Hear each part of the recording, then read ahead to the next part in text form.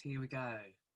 Welcome everyone, my name's Laura. Welcome to webinar 20, getting ready for new foundations.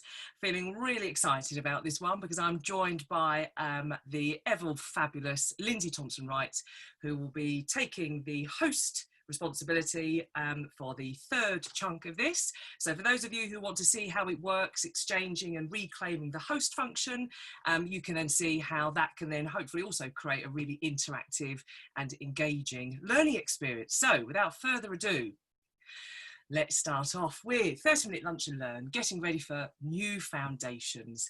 Isn't this a wonderful quote? Deep roots are not touched by frost, i.e. character, values, all that stuff that is your deep down inner core. Actually, the stronger and more connected we are to the roots that make us up who we are, then actually the more resilient we are to the changing weather that might be around us.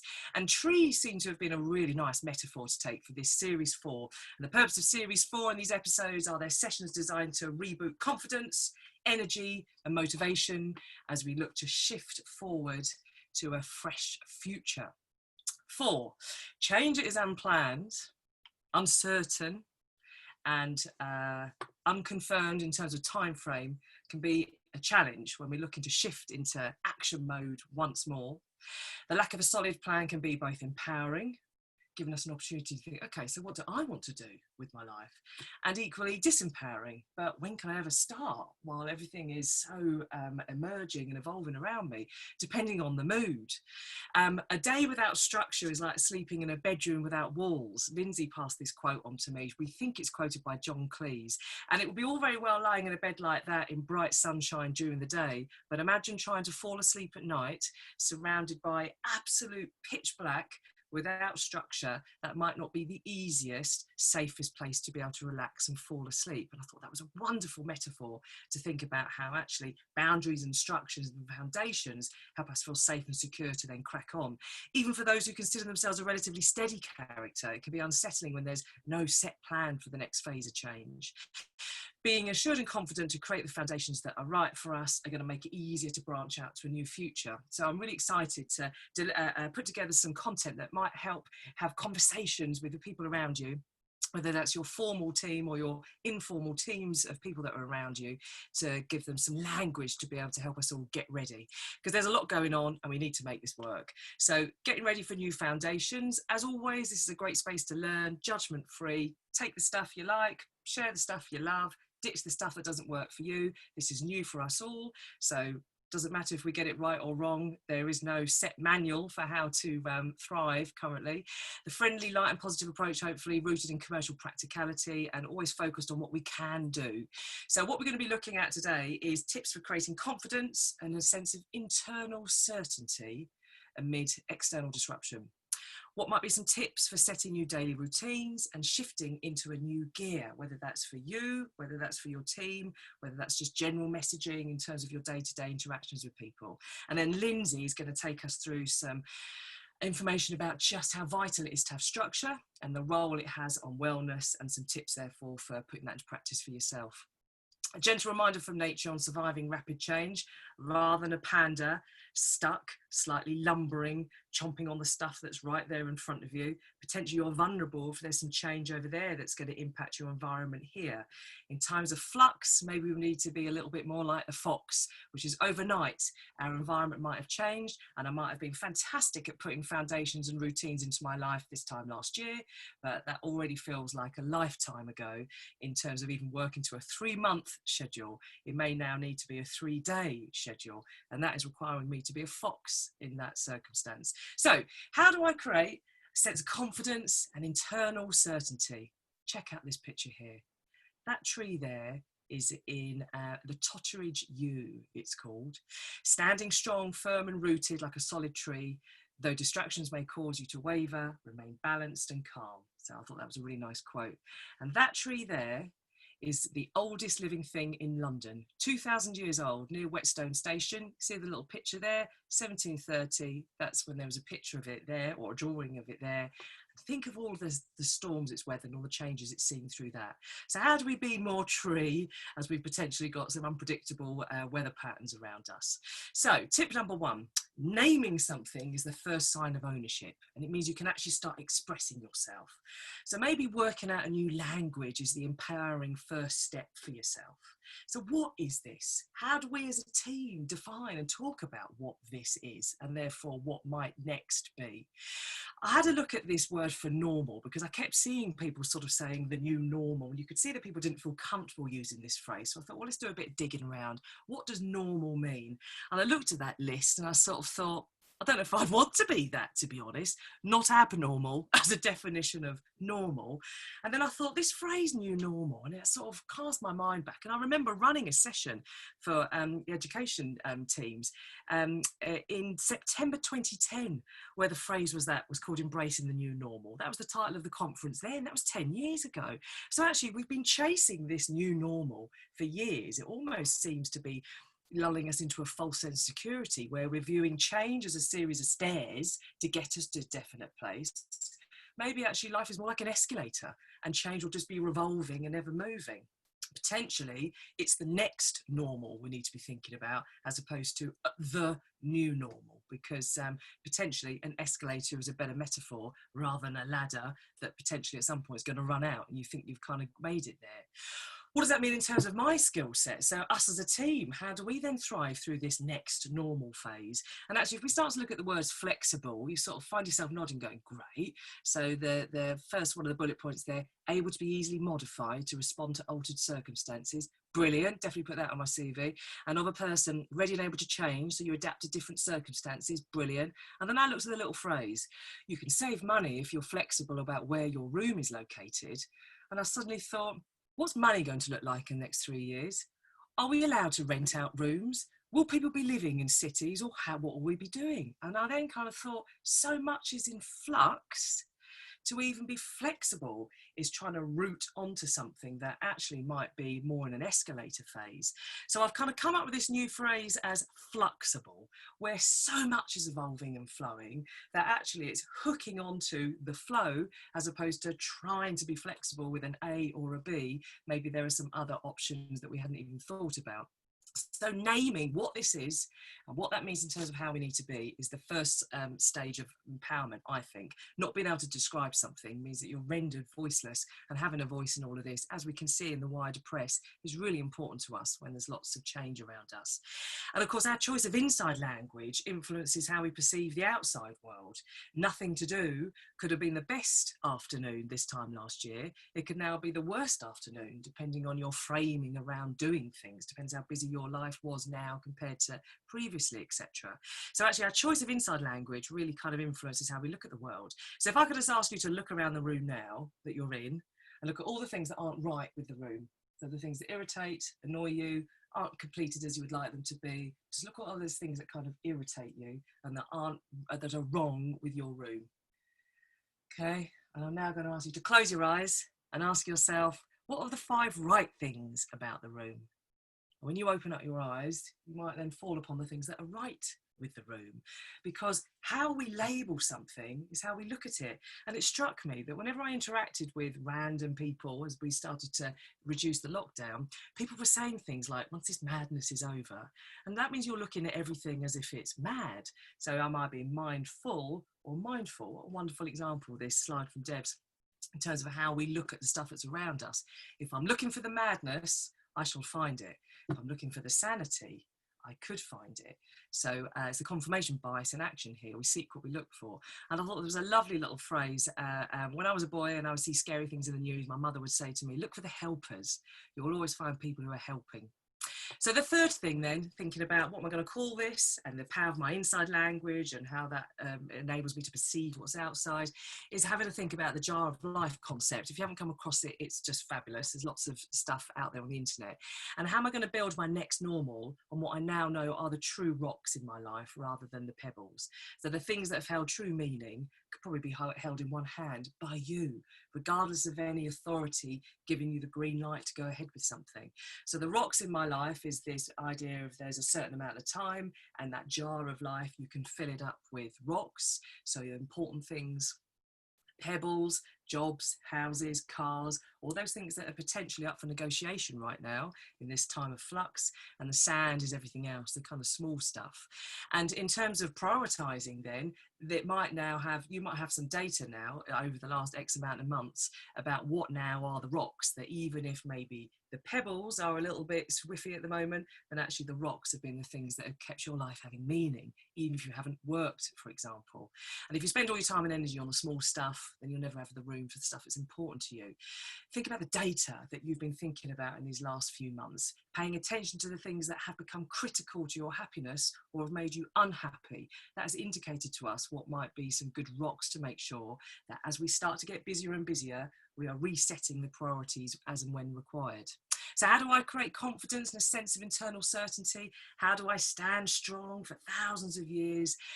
Naming something is the first sign of ownership, and it means you can start expressing yourself. So how are you going to talk about what's going on? Maybe it's a next normal. Maybe it's requiring me to be flexible. Our choice of inside language is so powerful, it influences how we perceive the outside world. So how am I talking to the team and getting them viewing at what might be ahead? Is either scary or exciting to not have a set plan. Using the jar of life concept, building on your next normal on the rocks rather than the sand, from a family point of view, domestic team, but also from your professional corporate team as well. So our second set of tips we're going to look at is, all right, well, how do I set some new daily routines and shift into a new gear? So I guess, first of all, it's seeing the wood for the trees and looking up and looking at the space that might be afforded to us as we're starting to reset some new plans. Lindsay's going to give us some practical tips on that in a sec. And Stephen Covey's 7 Habits of Highly Effective People. First things first. Once you know what's important to you, you then can have an idea as to what you're going to put in order. So these are just 3 things that people have found useful over the years, and myself has found useful over the years. Refocusing on optimism and making the choice basically to make the future work for you, reminding yourself of what you are in control of and squeezing the life out of that stuff while we see what else evolves around us. And very simply, just viewing the seasons of the year. So we've had a couple of seasons beneath us already in this year. So they are your trunk. They are your branches that have started to come out. What might be ahead in the third quarter of this year that you could start to grow and then flourish? So by the end of this year, actually, there has been some real growth that has occurred. We're not starting here, we started there. So what am I going to carry with me on my rings of experience to then mean that all of this year is counted towards something? How am I going to be flexible? And how am I going to keep looking forward? Because that's the only direction that I'm facing. And I just had a little thought to myself, that's the gift of having a head. You can only look forward. So second tip is something really practical. And I decided to do this yesterday because I wanted to practice what I preach and use a 6-box exercise, which helps connect yourself to what's going to make you feel good. We tend to feel more human when we keep perspective and feel a sense of control over our lives. And really simply, the 6-box exercise helps manage any chaos, stagnation or crossroads that you might be in. And its purpose is to help us by getting right back to the basic question: what is it that I want now in my life? And it works well as a tool for friends, partners, parents to structure or restructure an action-oriented, life-affirming conversation if it all feels like it's a little bit much at the moment. And really simply, you just have 6 boxes and you title them what's important to you. And the bit that I have found really liberating in times of strain or disruption is putting an approximate shelf life. Means it's not forever, it just might be for the summer. And the sense of energy and reassurance I had in doing my little 6-box exercise yesterday, nothing too smart, just really simple. And actually to feel a sense of, do you know what? I'm quite looking forward to July now, because I've got an idea as to what I can do that will make me feel a bit more connected. Whereas before, July was kind of just another month to kind of get through. So the 6-box exercise helps game time a little bit. And on that, the final note, thinking about time. So this idea of when is the right time to start a new foundation. Could it be you just park the big future stuff for a bit and just do something small now? playing with time to show just how flexibly you can work. Flexible work is such a big topic at the moment. Well, let's show the world just how flexible you can be. And in fact, the Pomodoro technique is really popular with, well, on the internet, apparently. So the Pomodoro is this tomato timer, and basically it's in 25-minute bursts. And you're more likely to get 25 minutes of work done than if it was hours and hours of trying to get something done. So it kind of shocks you into sprint working as opposed to getting a bit lethargic as you go along. So time management, as we know, is a massive kind of topic, but there's something really primeval about a ticking clock. So when is the right time? Set yourself, right, in 10 seconds time, I'm going to get up out of this chair and I'm going to actually look at my bank account and make a financial plan. And by setting that timer of 10 seconds, oh, it's like the sensation of being chased up a stair. It just kicks into something primeval, that instinct of time ticking, sun down. Setting a countdown to start something that you don't really want to do. So let's say there's a big piece of work that you or the team, you want to have a conversation with someone, setting a countdown to, right, I'm going to start that in 3 minutes time. Setting a countdown is a remarkable way to keep flexible in ever-changing workspaces and actually giving yourself that sense of discipline. And the reason why it works is it creates more unease to defy this clock that you've set as the authority figure in that moment than just to start it. So you might as well just start it. And of course, you always feel better after. So the second set of tips was, how do I set daily routines and shift into a new gear? Well, basically, focus on how do I make the best that I can and what's going to be. The 6-box exercise helps connect you to what's going to make you feel good now, not forever, but the shelf life you attach to it almost liberates you to try some new stuff. And when is the right time?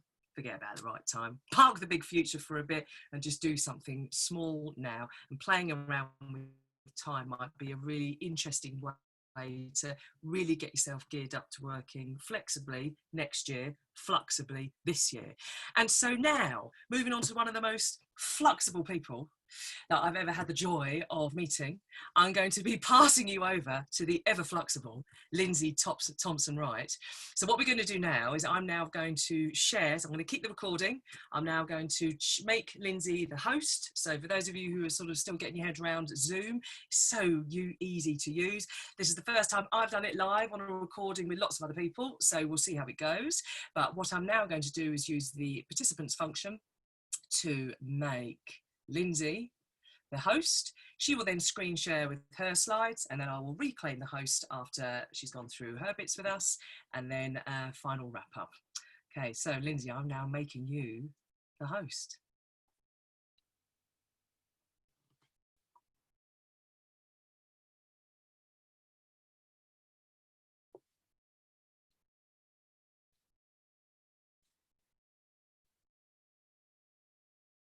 Okay, Lindsey, I'm just checking you haven't started speaking yet because it's still on mute.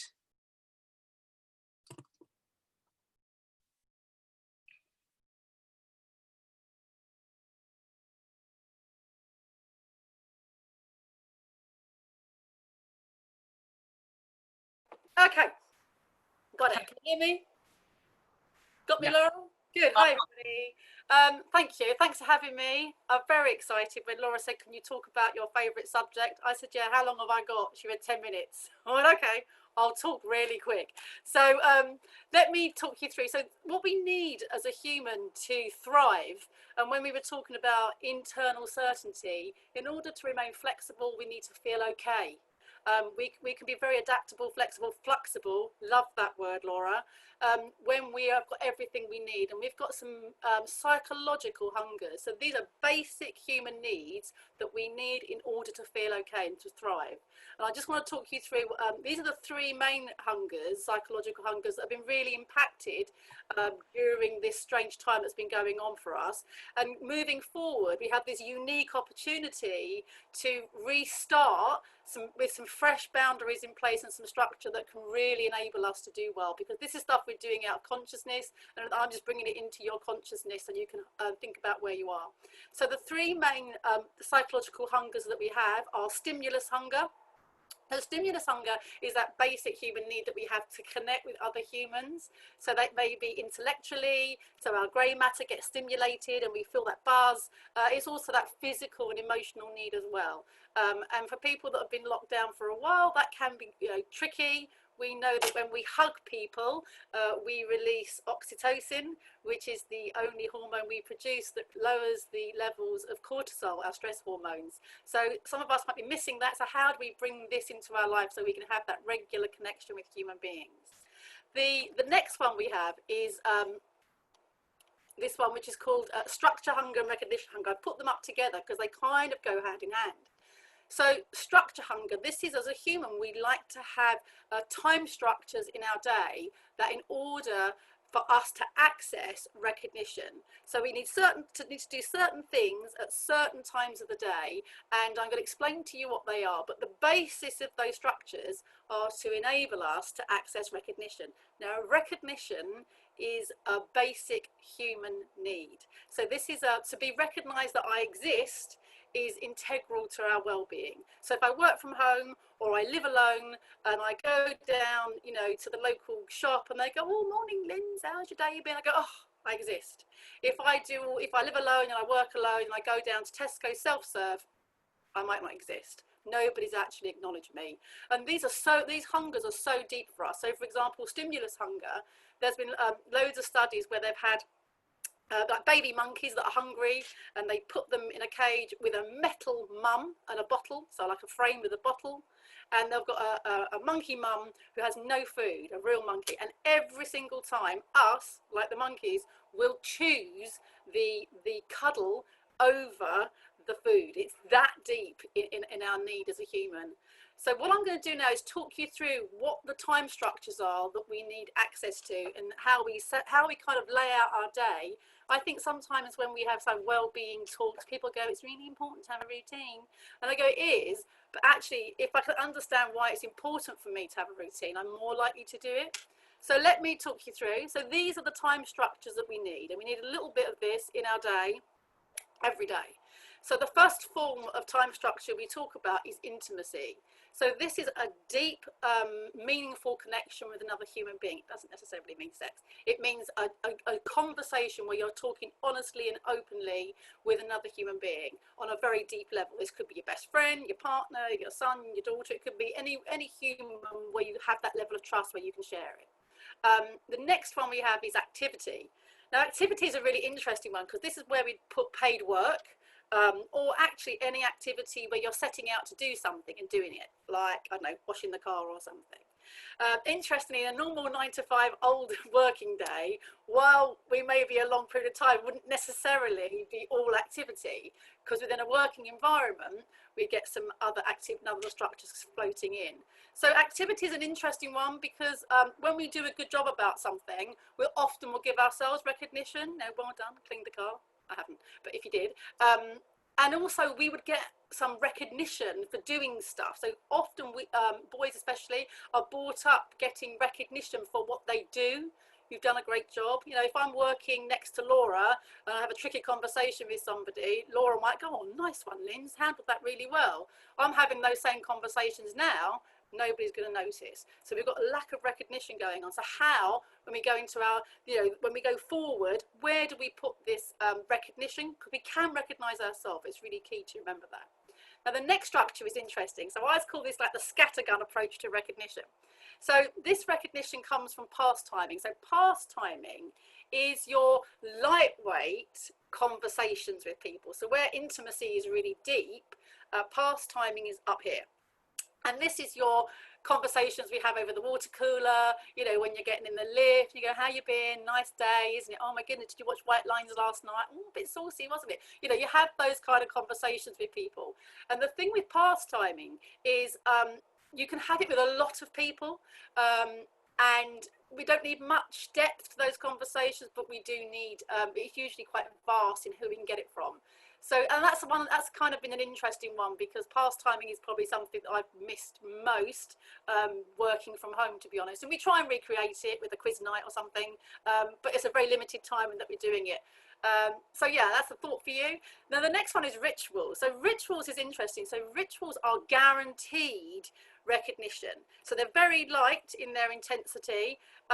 So if we walk down the street and someone says morning, we go morning, that's a ritual. So for example, in my town, we've got coffee shops everywhere. I always go to Costa, that's my coffee shop. And I go there because when I walk in there, they go, morning, Linz, how's the family? How are you? It's not, I don't go for the coffee. I go for that connection. I get a guaranteed ritual of recognition. If I go to Cafe Nero, they don't know me, so I don't go there. So some of our rituals that we've got, people are putting rituals in place now, because structure does make us feel safer. And I think it's very important to recognise that as a human, we do like to predict things. It makes us feel more comfortable. Our unconscious mind is more happy. It's happier when we can predict tomorrow. So if my run is every day at 8:30, not 9, not 8, at least one thing tomorrow is fixed. But I always say those sort of rituals are a bit like shit rituals, really, because while I'm putting the routine in, I'm putting the structure in, I'm not getting the ritual of the good morning that I'd get from the Costa coffee shop. I hope that makes sense. You know, it was really interesting for me to watch the Thursday night clapping, because while I felt amazing clapping our key workers and our care workers, I was going, yay. What was especially nice was the ritual we started to create of seeing our neighbours and going, hello, because we never see them. Hello, nice to see you. Lovely ritual to put in place. We all existed. We all existed for 10 minutes on a Thursday night. And the next one I've got here is withdrawal. So this is time for ourself, time to reflect on our day, time to know how I'm doing, checking in with myself. We don't need much, but we need some. And if we don't get our access to recognition that we need, we tend to play psychological games in order to get them. They're played out of consciousness. That's a whole different webinar. But if I talk to you about the intensity of recognition, so withdrawal is our, we're giving recognition to ourselves and checking in with ourselves, right up to intimacy, which is a high level of recognition, but that comes with an element of risk. So the deeper the recognition, the more chance we've got of being hurt by that person. So my check-in with you is have a think about what you've got in your day, and then how do I then set some boundaries to ensure that we're getting some activities and some access to each of those time structures. When we have this and we get that tick, psychologically we feel sound, that internal certainty. And this brings me on to my favourite subject, which is boundaries. So having that structure in place enables us to have a sense of self, that internal certainty. It means I can be flexible, love it, can be flexible if I am okay. So daring to set boundaries is about having the courage to love yourself enough, even if we risk disappointing others. And our relationship with boundaries, we all have different relationship boundaries. Some of them are clear, you know, our boundaries, our physical boundaries around our properties. We might have a really clear boundary around that. But actually, what's our boundary like with our time and our resource, our presence? You know, I was thinking, what's my physical boundaries that am I clear about? Well, I'm clear. I'm happy for my friends to park on my drive, but I wouldn't let strangers park on my drive. Yeah, I'll be okay if they parked outside my house, or would I?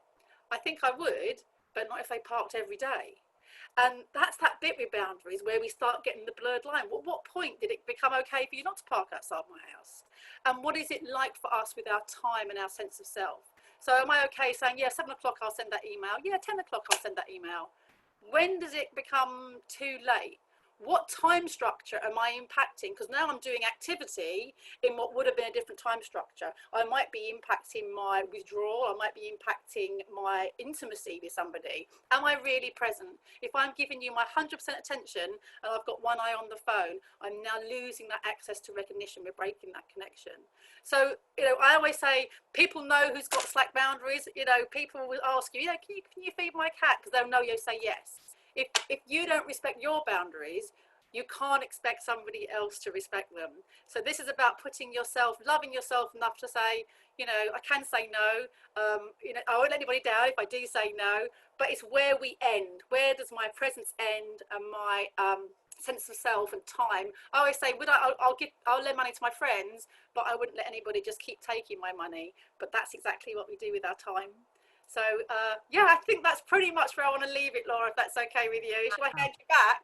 Yeah, gosh, thank you. Did I do it in 10 minutes? You did, darling. Very good boundary there. Quite fun. That was fantastic. Thank you so much. I'm just going to concentrate on reclaiming the host. You're taking it back? I'm now taking it back. Oh. So I'm the host now. Right, fabulous. Wow, gosh, thank you. This will stop the other screen sharing. Continue. Lovely. Right, let's come back to me. Lindsey, I can't thank you so much. How fascinating always to get a change of voice as well, or just a different perspective on it. And I don't think until we started chatting in preparation for this that I'd made the link between, crazy as it sounds, new foundations and the next normal, and actually the boundaries bit. Otherwise, you're trying to fall asleep in a massive valley with no structure, and you're not sort of safe to perform, if that makes sense. I thought that was brilliant. So hopefully that's some useful thoughts for anyone who is taking the lead in their life at the moment. And you might not be the formal leader, but if you're closest to the fire exit door, it's a duty to open it. So you might not consider yourself a leader, but actually there might be some opportunities coming up just even this week where there's an opportunity to change the nature of the language or the conversation you're part of. And it really struck me, Liz, just linking with that in the past timing, how I just kept hearing words, as I said earlier on, about, oh, once this mess is over, or once all this rubbish is cleared up, which means you're looking at it all as if it's all a sort of, full of mess and full of rubbish, which is how we're going to potentially label it. And actually, in that past timing, we almost have responsibility to think about the language we're going to use, because that creates the story kind of moving forward. So thank you. I never heard that put so neatly. Thank you so much. So as a wrap up then, refocus on optimism to make the future work. Now, that's the third one. There she is. There's Lindsey. You've seen her now in the flesh. So the key things from Lindsey was recognition that we exist as a basic human need and a psychological hunger. Feed it with a cuddle, not a donut. We restructure our day, access recognition in the form of rituals that feel good. This is a chance, therefore, to reset our boundaries and structures to set us up for wellness, knowing what we now know, giving all the kind of new data and information we've learned about ourselves recently. So here we have the tree in the middle of the forest. A tree might stand alone in a field, but dig a bit deeper, we might find an extraordinary network of interconnected roots that reach far and wide to give the tree extra support in rough weather. Wow, it's all joined up. The World Wood Network. The trees remind us that sustainable life requires roots and networks to withstand years of unpredictable conditions. This period of transformation is testing skills and developing our strengths in new ways. It's time to be flexible. So how are you going to put some of these things into practice? And hopefully we've given you some interesting language to be able to take this forward into your next normal. So there's a man-made structure there, Stonehenge, approximately 5,000 years old. Just think of all the foundations that must have been there to keep those standing strong. Core part of our landscape here. What language am I going to commit to using to fill myself with inside confidence and refocus on certainty? How am I going to talk? What routines would be good for me to start, stop, or continue that are going to shift me forward? Who am I going to tell? And how am I going to reset the structures and boundaries to create wellness in your life? And when you think about that, does it lift you? If so, do more. So my name's Laura. Thank you so much, Lindsey Thompson-Wright, for being a special guest star today. Keep human, stay foxy. See you at the next one. Now.